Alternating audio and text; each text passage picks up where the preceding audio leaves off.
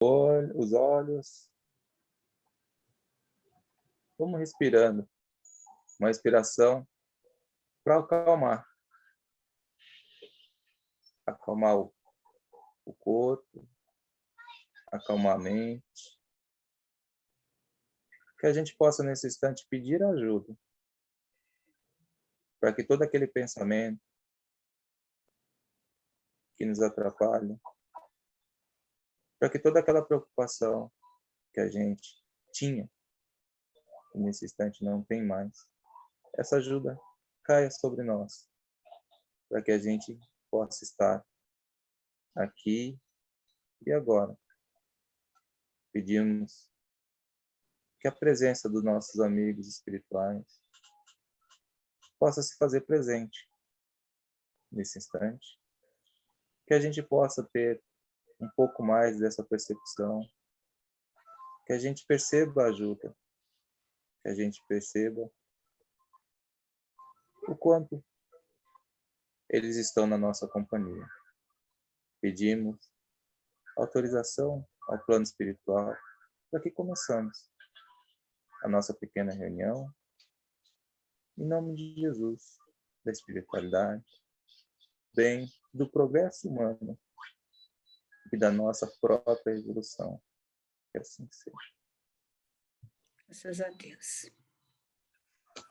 Então, no capítulo 13, nós vamos falar sobre o processo encarnatório. Tipos de encarnação. Didaticamente, de acordo com o progresso já conquistado, podemos considerar 3 tipos básicos de encarnação. Encarnação voluntária, livre. É apanágio de espíritos redimidos. Apanágio quer dizer é a razão, é o benefício. Grandes missionários que vêm à Terra, em tarefa de valor incontestável, possuem liberdade de escolha muito grande, pois eles mesmos determinam as tarefas a serem desenvolvidas, o local onde vão nascer, os pais e as diversas situações de suas existências. Muito raras são essas encarnações. Como hoje a gente fala um pouquinho sobre o processo reencarnatório, né? Então ele divide aqui. E aí fala um pouco da encarnação voluntária, que são aqueles espíritos bem elevados, né? Como a gente já vê na própria imagem, né? Chico, a Madre Teresa, a Irmã Dulce, o Gandhi, que eles vêm nos ensinar, né? Eles podem, né? Escolher, né? O que vem em missão, né? Eles têm essa na erraticidade já tem essa total liberdade, né, de consciência, né, e pedem para reencarnar, né, com a missão, né, já vem com a missão. Esses são espíritos, até o próprio Kardec também, que nos traz a codificação, e vem com a missão de nos ensinar, né, nos mostrar como a gente conviver, viver e passar as nossas encarnações, né. Então, esse voluntário é para esses espíritos bem elevados. Encarnação semivoluntária, uma proposta. Leva em conta o livre-arbítrio relativo do que dispõe o espírito. Mentores estudam seus débitos e méritos, programando em seguida os principais acontecimentos da próxima existência na carne, tendo em vista a liquidação ou minoração das dívidas e as possibilidades do progresso. Mas isso não é imposto, podendo o indivíduo discutir certas questões e propor alterações, que serão aceitas ou não. É a modalidade de que muitos de nós, dotados de suficiente acuidade mental, no espaço para discernir o que é interessante, o que é interesse genuíno e o que é ilusão na vida terrena. Né? Aí já é um outro tipo, né? Nós já se encaixamos melhor aí. Stephanie, você lê as Piritiricas? Eu leio. Vamos lá. Tem 2 espíritos conversando, aí um fala assim: nós estamos preparando a sua reencarnação. Aí o outro fala: o quê? Já? Por quê? O que foi que eu fiz? Aí o outro fala: o problema é justamente esse. Você vai voltar para ver se faz alguma coisa. Foi justamente o que não fez, né? Deixou de fazer. Isso aí já é o semi-voluntário, né? Que a gente já tem o, um pouco de conhecimento das nossas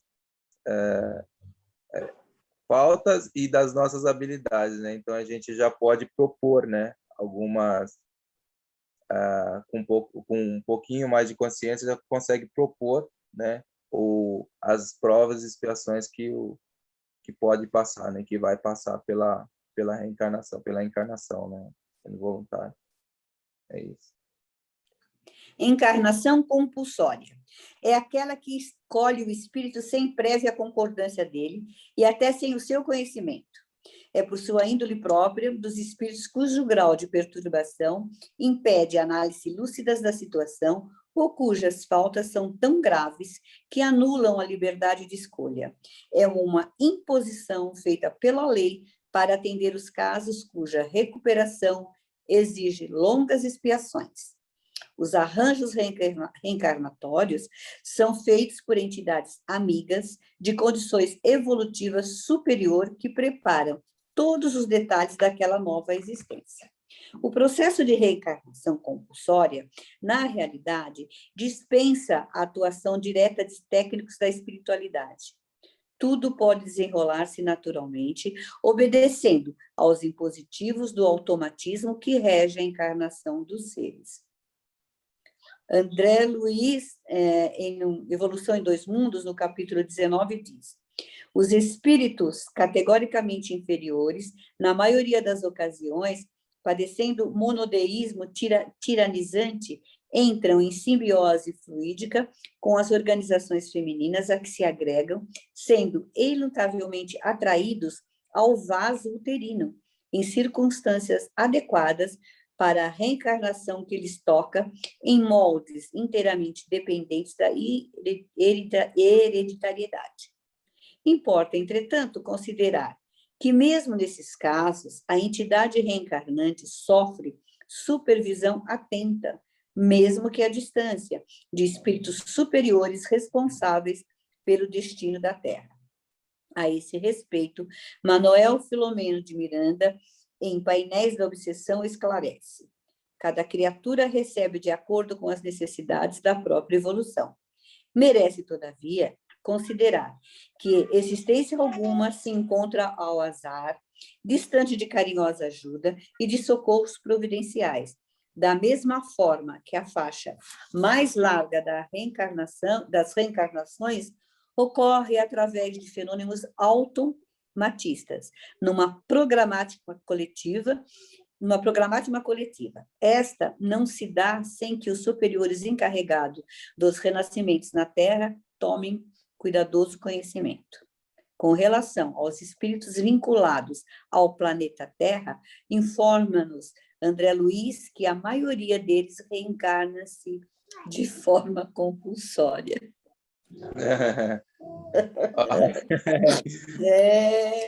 Né?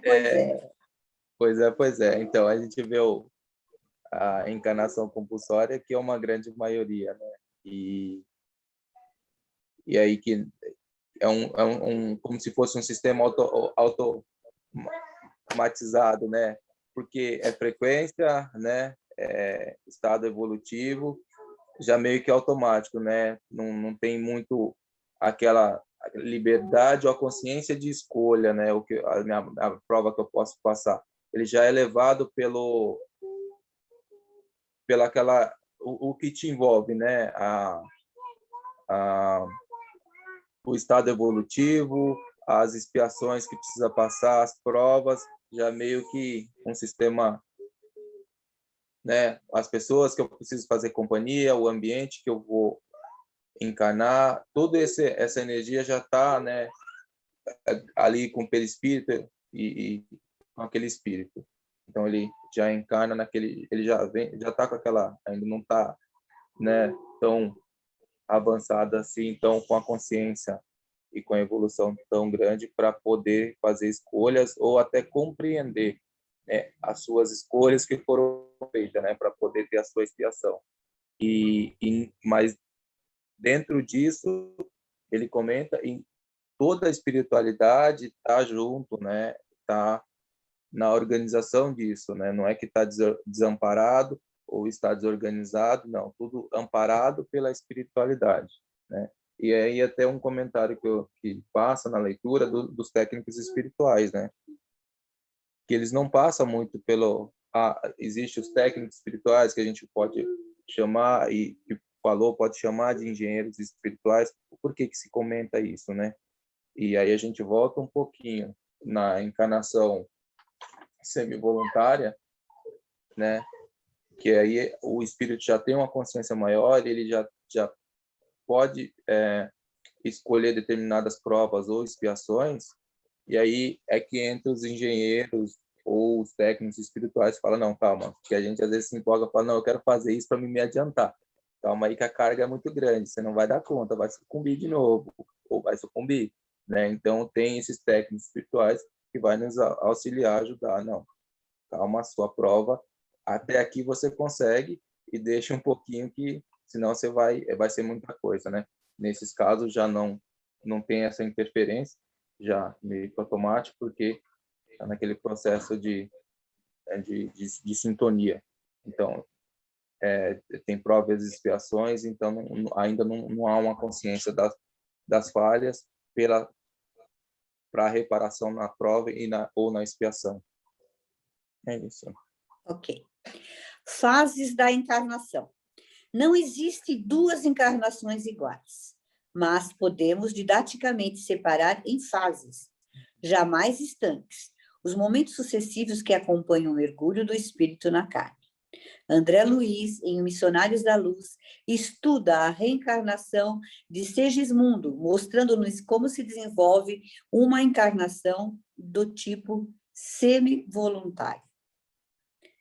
Primeira fase, planejamento encarnatório. Esta fase desenvolve-se no plano espiritual, onde o reencarnante, ao lado de seus mentores, vai planejar a sua futura encarnação. Lembra Kardec que são planejados apenas os grandes lances da existência, aqueles que podem realmente influir no destino da criatura. O casamento, os filhos, a profissão, o tempo médio de vida na Terra e as principais doenças kármicas são nessa fase bem determinados. Mostra também André Luiz que detalhes mais importantes do futuro corpo podem ser determinados nesse período. São os mapas cromossômicos descritos pelo autor que traduzem a herança genética do pai e da mãe, e que irão determinar as características hereditárias do reencarnante. Então, a gente vê na primeira fase, né, que esse planejamento, né, ele é feito em cima das grandes acontecimentos da vida, né? O que a pessoa vai passar, qual a companhia que vai ter, o tempo que ele vai usar determinadas obrigações. Então, tudo isso é definido, né, nesse pré-acordo ou nesse planejamento feito né, antes esse planejamento reencarnatório, né? E aí é importante a gente lembrar que esse planejamento ele é feito além dos amigos espirituais, além do plano espiritual, ele é feito junto com o nosso mentor, né? Ou anjo da guarda, né? Ou guia espiritual, como a pessoa queira chamar, é feito com o nosso mentor, né? Então ele participa desse planejamento encarnatório, né? Que ele vai nos acompanhar por uma encarnação, né? Então ele também faz parte desse planejamento. É a segunda fase. Segunda fase, contato fluídico com os pais. É a fase em que o reencarnante, ao contato mais íntimo com os futuros pais, vai preparando-se para a nova existência. André Luiz diz que é uma fase importante, onde o espírito mantém-se em processo de ligação fluídica direta com os pais. À medida que se intensifica semelhante aproximação, o reencarnante vai perdendo os pontos de contato com a esfera espiritual. Hernani Guimarães Andrade compara esta fase com o prelúdio da morte, aqueles indivíduos que, no fim da vida, sentem fugir o vigor físico. Consiste, segundo ele, de um processo de enfraquecimento perispiritual. É importante essa colocação final, né? Então, no segundo momento, definido os grandes lances, né, da vida, da reencarnação do espírito, vai ter ali, né, definido o lugar, a situação, as pessoas. Então define-se pai e mãe, e aí essa ligação, né, que ele fala que é um enfraquecimento, mas é um enfraquecimento perispiritual, né? Não é do espírito, né? É esse envolvimento deixando o espírito, esse envolvimento mais na matéria, que já vai pegando o seu perispírito, e essa ligação fluídica com a matéria, né, mais densa do pai, da mãe. Então esse fluido, né, do pai, da mãe, já ali o espírito já se envolvendo através do seu perispírito nesse processo de entrar nessa sintonia com o pai e a mãe. Então, aqui a gente vê bem que ali na foto tá um casal e um bebezinho, né? Ali é o Segismundo, né? Que está sendo acolhido pela Raquel, deixa eu ver como é que é o nome do pai, e pelo Adelino, né? É o Segismundo que está voltando aí, né? Há um acordo entre os pais para receber o espírito, né? Eles fazem um acordo. Então, se você fala assim, eu não escolhi esse pai ou essa mãe, não é bem assim, né? Eu não pedi para nascer, né? Não tem como falar, né? Porque a gente todo além desse, para haver esse planejamento, tem que ter um acordo, né? Exatamente. De todas as partes. E tem coisas que não se mudam, né? Hereditariedade. Coisas que são hereditárias. Não tem como, né? Porque você vai herdar isso dos seus pais, né? Não tem como você trocar. E coisas que você tem que vir. Tipo, você vai reencarnar sem enxergar, por exemplo, porque o seu espírito precisa disso. Então, você vai vir assim, não tem como. Não vai depender do seu pai e da sua mãe. É um karma seu, né? E você vai ter que passar por aquilo. Então, há coisas que não se modificam. O espírito já vem, e isso tudo é combinado antes da reencarnação. Isso já vem tudo combinado. Não adianta, porque já está, né? A gente acha que, né, na hora que a gente está lá, a gente fala, não, eu vou conseguir, eu vou fazer. Quando chega aqui, a gente dá aquele vacilo e fala, nossa, meu Deus, né? Tá difícil. Mas fomos nós que pedimos, porque precisa, né? O espírito precisa, necessita daquilo, né? E na maioria das vezes isso não é certo, mas a maioria das vezes, dentro do nosso próprio lar, nós temos os inimigos de outras vidas. Por quê? Para que a gente aprenda a amá-los, né? Se numa outra encarnação eu tive uma pessoa que eu odiava muito, e essa pessoa vem como um filho, como uma filha minha, eu vou aprender a amar. Quando a gente chegar, que a gente retornar à pátria espiritual, e a hora que a gente for dar conta a Deus de tudo que a gente fez aqui, o nosso sentimento para com que aquele inimigo já mudou, porque nós aprendemos a amar ele. Nós amamos como filho, ou como irmão, ou como mãe, ou como pai, enfim, dentro da nossa própria família, né? Por aí mesmo você se vê. Tem muitos pais que não se dão com os filhos, né? Tem pai, eu não falo com meu filho há não sei quanto tempo.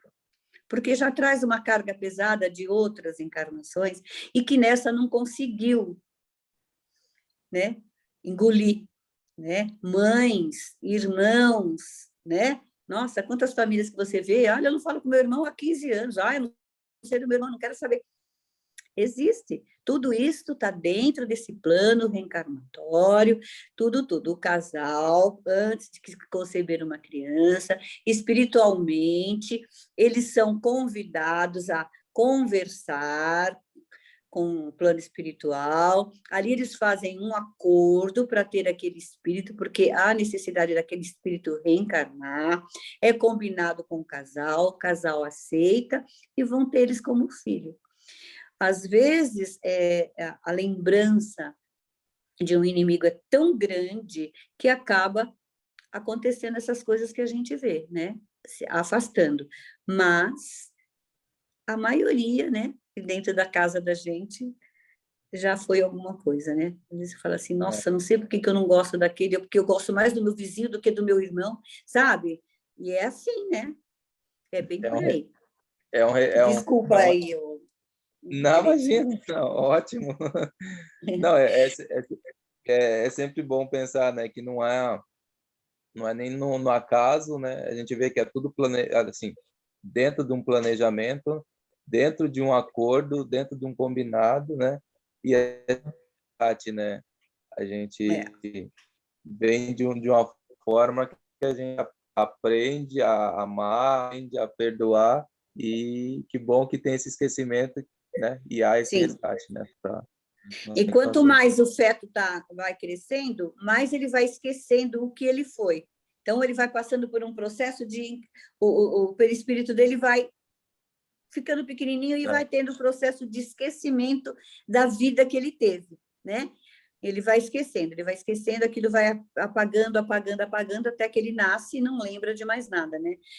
Crianças, muitas crianças até 7 anos ainda consegue lembrar alguma coisa. Tem muitas e muitas crianças, muitos e muitos casos que a gente vê de crianças que lembram tudo que fizeram na vida passada. Nome, lugares, um monte de coisa. Claro, são exceções, mas tem.